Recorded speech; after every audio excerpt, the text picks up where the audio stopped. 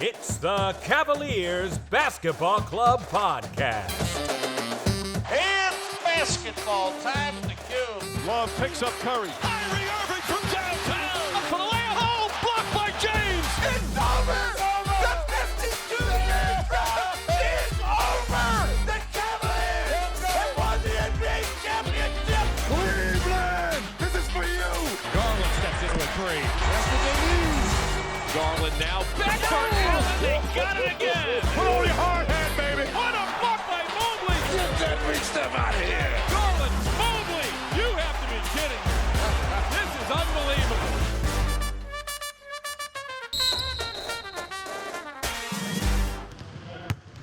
The Shoot Around.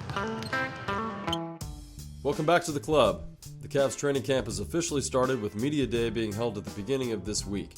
We got to hear some more insights from JB and Kobe Altman about their assessment of the team and its future. In addition to that, we heard from Love, Rubio, Mobley, LeVert, Garland, and Allen. These players are clearly ready to get the season underway and had a lot to say. We will get into more of that later. Speaking of the season, we're planning on posting episodes every week, so please follow and rate us on Apple or Spotify, and subscribe to our YouTube channel to stay up to date with our takes throughout the season. Cavaliers Muse on Twitter compared Evan Mobley's rookie season to Anthony Davis and Kevin Garnett's rookie year. It is impressive how Mobley stacks up. Is the NBA truly ready for how good this kid can be? What are your thoughts? I think we have a lot of expectations for Mobley. I don't know if everybody really understands how good he could be, because this is like the fourth or fifth potential All-Star Hall of Famer player that he's already been compared to, and it's only his second season. We've talked about Tim Duncan, Kevin Durant, Garnett now, and with Anthony Davis. That's just, four dudes who are potentially going to the Hall of Fame or already there. So, yeah, I think the NBA is ready for him to be amazing, but I don't know. They really don't have a handle on, what level of amazing yet. Yeah, I agree with that take. But I think it's quickly going to be very common that this league knows what to expect. And and maybe in some cases the expectations are going to be unfair. And we saw this. We've seen this in the past with one LeBron James. That would he be the next Michael Jordan? Now, we don't hear that about Mobley. Because to me, Michael is the pinnacle, right? And so he doesn't have that pressure because of the way that his stature is, the way that he plays the game. But simply the comparisons that are being floated around are still on that caliber of, oh my gosh, this guy is going to be a Hall of Fame superstar. And we'll get into it a little bit more, but simply what was said during Media Day about the man and what the organization feels and what the players feel, yeah, he's got some high expectations for sure. But it also sounds like he is attempting to meet them. So, again, we'll get into that soon. With a lot to unpack from a 2-hour event, what were your biggest takeaways from what everyone had to say? So, as you mentioned, Adam, there is a lot to unpack here. There were a lot of players made available. JB and Altman kicked off the day to talk to the media, and in the question itself, it was a 2-hour event. So there was a lot of talking going on and a lot of answers. The first person I really wanted to kick off with was my take with JB. JB was asked kind of about the mentality of the team going into this season and how they embraced the underdog mentality last year and if any of that's changed. And according to him, you don't change who you are because of expectations. So he still believes this team is still an underdog because they didn't do anything last year. Yeah, they won 44 games, but they did not go to the playoffs. They did not win any type of conference championship.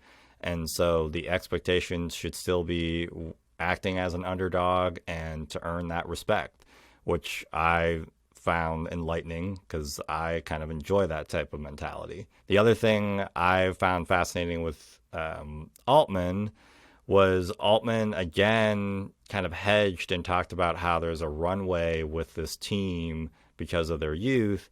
But then he also mentioned later in one of his answers that he's hopeful that he doesn't have to make any more moves or trades with this team. So he seems pretty confident in the structure of the roster right now.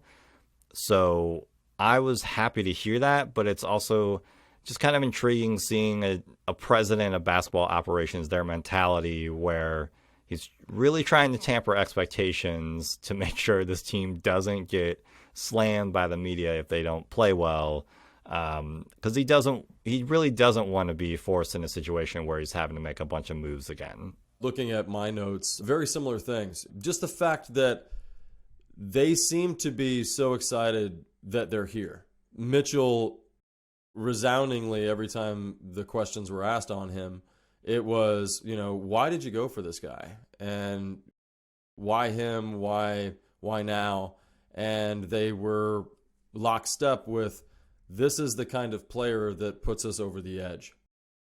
And you hear that from a few other players as well in their interviews, but just knowing that the GM and now the president of basketball operations and then the coach of the team feel so strongly that this is somewhat of a final piece. To your point, they really want to temper expectations for now because they know that not only will the NBA kind of be frothing at the mouth if this team does not achieve greatness overnight, which is ridiculous, but the Cavs are going to have a shortened window because nobody wants them to be good anyway. But simply that they are looking at the next 4 to 5 years of being such a solid basketball team at their core with 4 or 5, frankly, superstars. Let's not even remotely stop and think about how Kevin Love is their sixth man right now, but when he's gone, what can we bring in at his contract salary? This team is literally the Warriors of the East. I keep saying it. If we play it right, we are there. And you could tell that from JB and Altman's perspective, they know it too. There are things said by everyone during media today that it was like, they don't listen to our podcast, but I'm really happy that the things we've been saying are exactly how they feel. It's exciting. They alluded to, I forget who it was exactly, but somebody during media day talked more about, it should be they should have had 50 wins last year. That was Love. Yeah, Kevin Love said, we have the makings of a team with 4 all-stars. We won't be surprising people if we put it all together, so we have to take that next step and mature. We can't let teams off the hook. We were right there and could have been playing into May and June, but with Donovan, another year of continuity and health is the biggest factor. With so many missed guys last year, that's what really hurt us. We could have been a 50-win team if we had been healthy.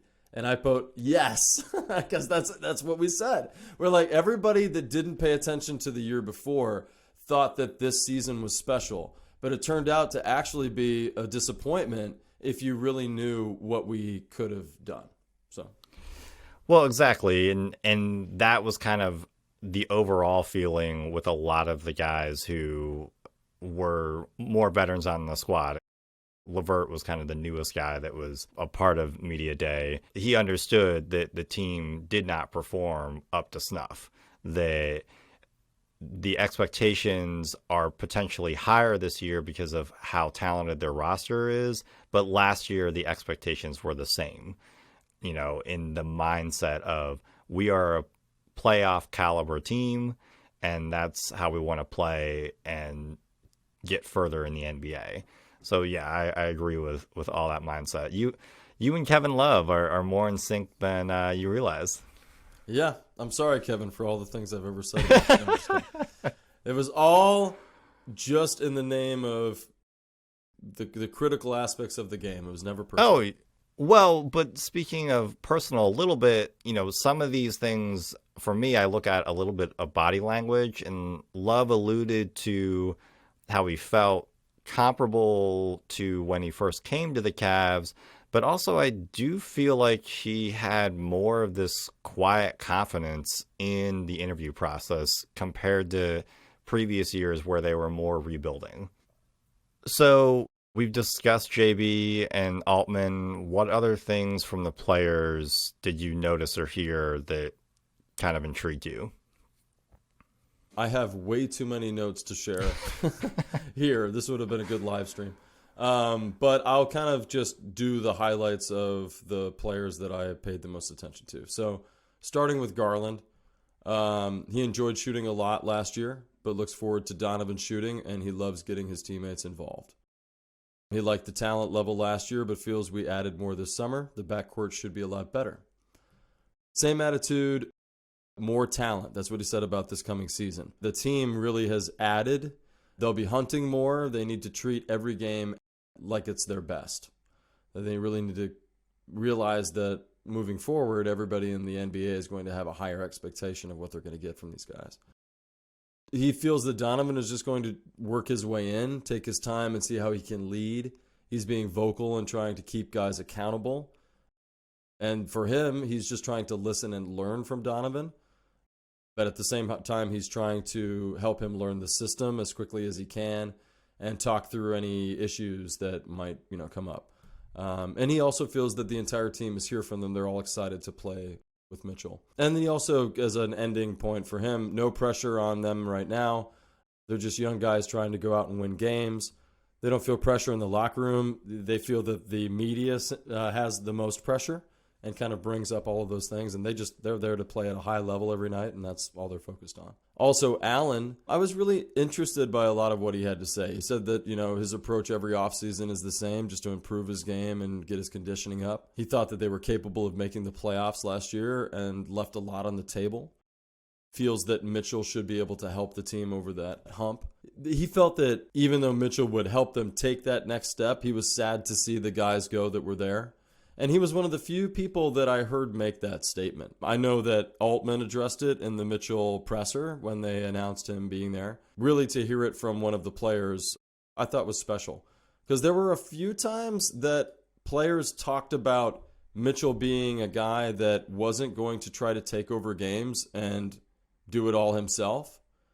And it made me think about Sexton. I had a hard time not wondering, is that a negative to his game that made the Cavaliers and the players feel like this is a better fit? Especially when they talk about character and wanting to be able to play more as a team. And I'll leave this, that Allen said that Donovan's character makes him a great fit on this team. That he's willing to help the team win. He's not going to try and carry the team by himself. He's going to find areas to fit in instead of what they had before. It was a little bit of a weird comment, and then later Love made a similar comment. Garland made similar comments. It's like, I don't want to be sensational, but just knowing that he was a major leader before, and we certainly know that in certain games he did try to take it on himself. But to me, that's maybe an unfair assessment, considering that is the MO of the NBA a lot of the time. Mm-hmm. That when it comes down to the wire, the main guy is supposed to do it all. To kind of piggyback on the comments that were hedged around Sexton, JB also mentioned with Mobley and Mobley's style of play.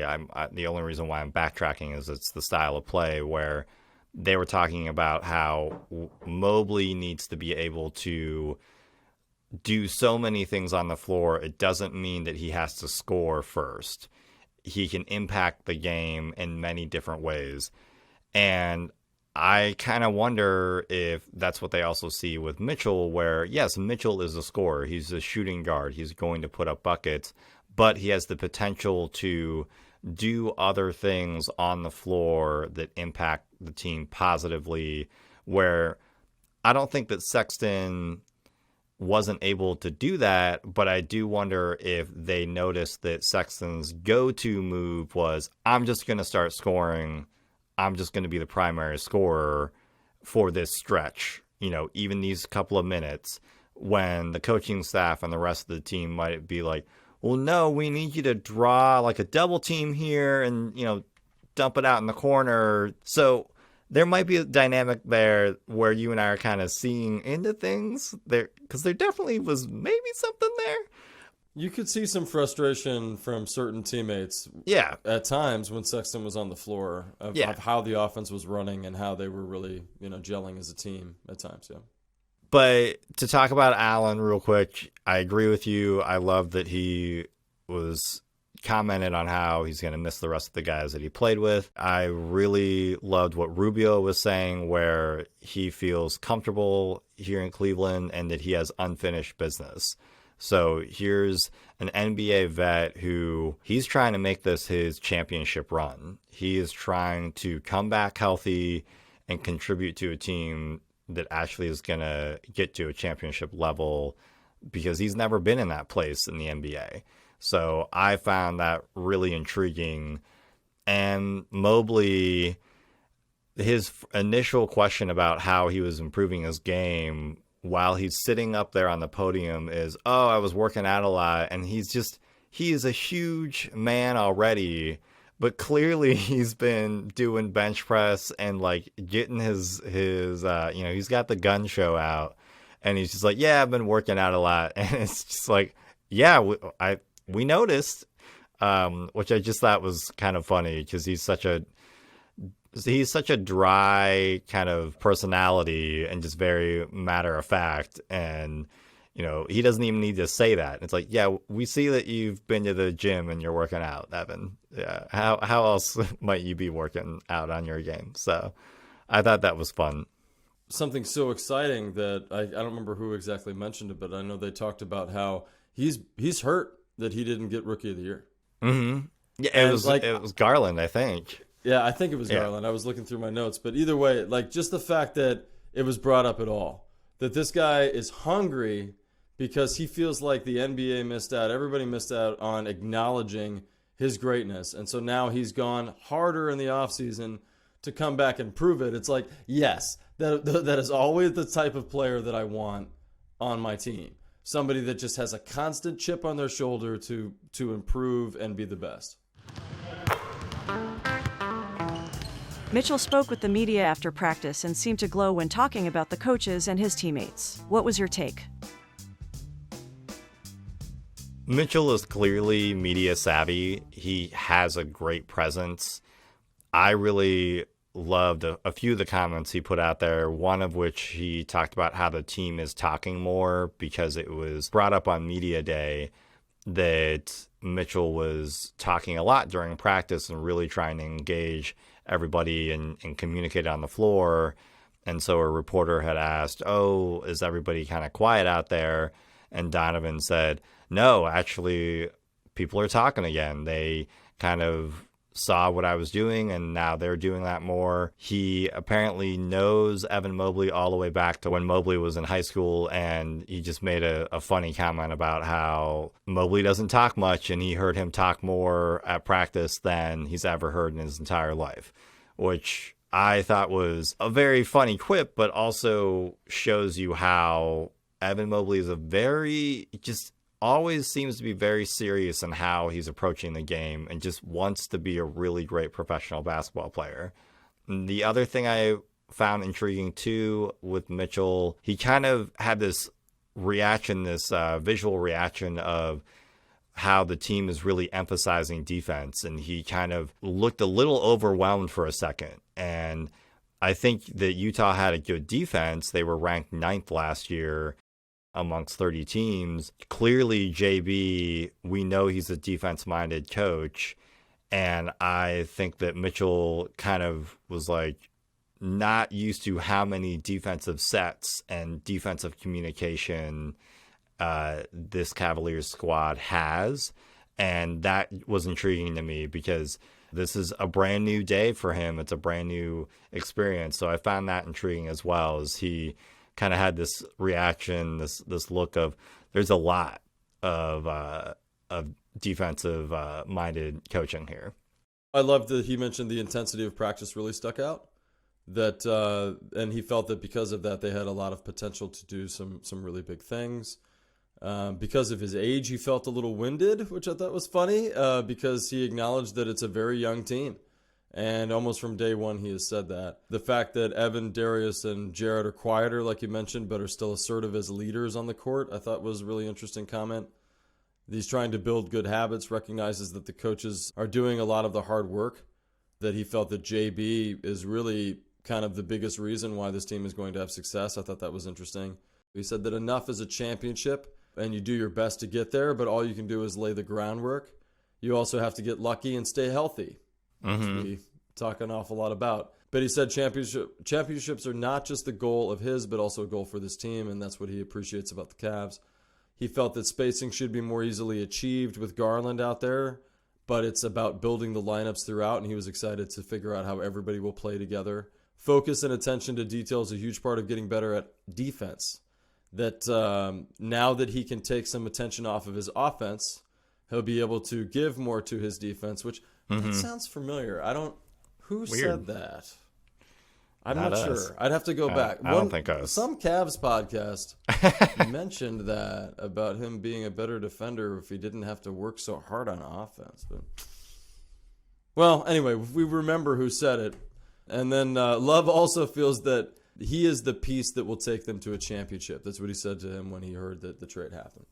So even though they are, like you said, downplaying it as much as they can and giving this team as much room as they can to grow, they know what they have. They know that they've got something very exciting.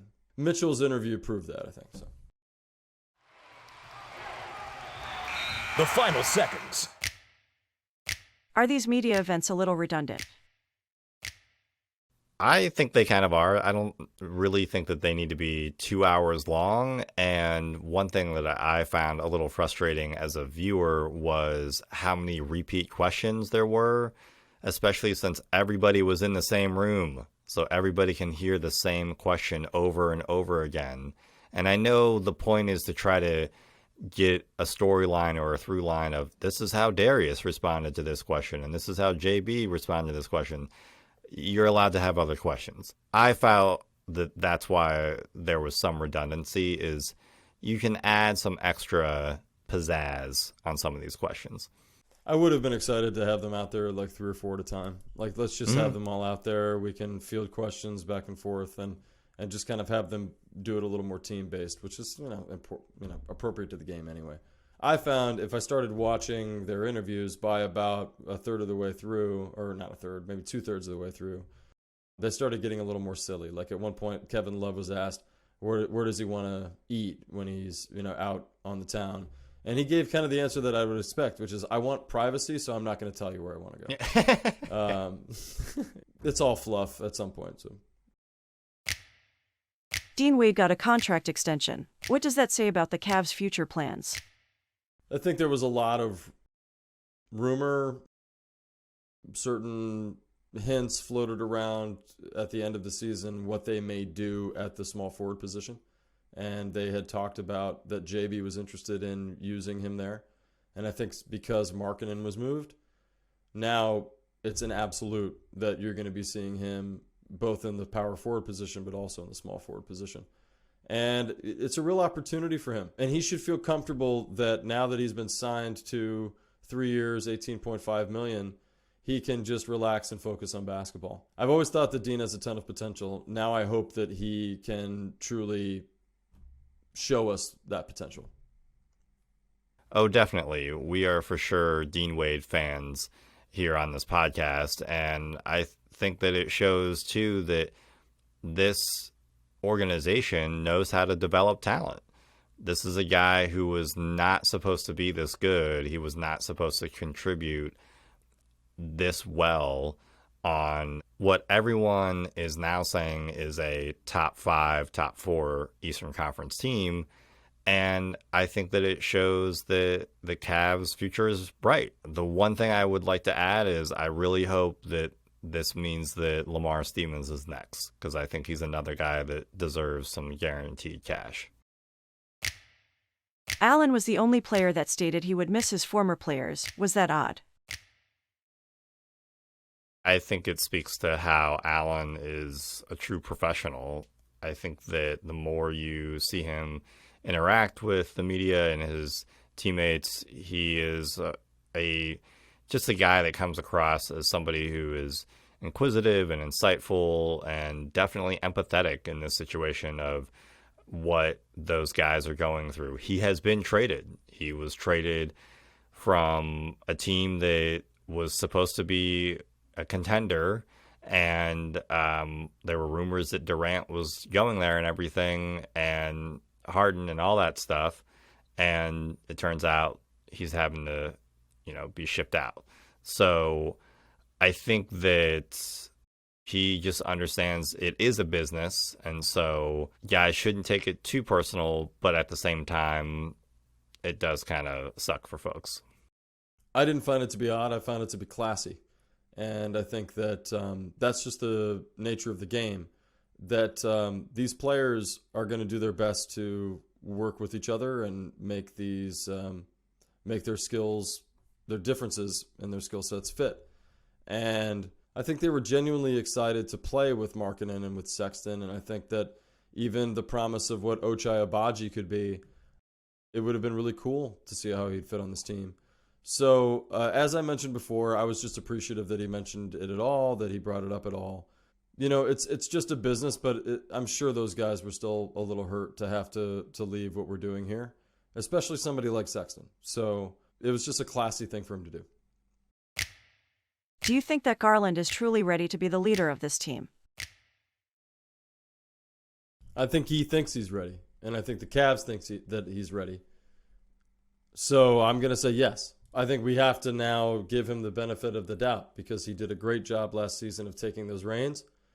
And with another season to prove that, with a guy like Mitchell coming in, it'll be interesting to see how he shares the ball, how he shares that responsibility. And that's part of leadership as well, when you can still defer and trust your teammates around you. What I really liked, what I heard in the media conference, was that each player was impressed with how he remained in touch with them during the offseason, and that he was committed to not only building a stronger relationship with each one of them, but also having an opportunity to work out with them and get better on the court together. I've always believed that what these guys put in the offseason is a big reason why they have any success in the regular season, and that starts with the mentality of a champion, and that usually is somebody that pushes everybody to still be together and be focused on that end goal no matter what time of year it is. Yeah, I think that Darius better be the leader. I think that Altman brought it up, JB alluded to it, that he is the leader of this team. I think they brought in Mitchell to not only support Darius's leadership, but also to be that northern light, what you and I had mentioned, which was, or alluded to earlier, which is that Mitchell can be that player who has had that recent playoff experience, has been a guard who has been the primary scorer and ball handler for a very good Western Conference team. So I think Darius can learn from that more and can see what those new wrinkles of leadership kind of bring with having a guy like Mitchell on the floor. And I do agree with you. I think that Darius clearly has some type of magnetism in his personality that brings people together, and most importantly, his teammates together. And he's embracing that, and that's cool to see. And I'm very hopeful that that will lead to the Cavs' success this season. Thank you for listening to the Cavaliers Basketball Club podcast. Let's go Cavs!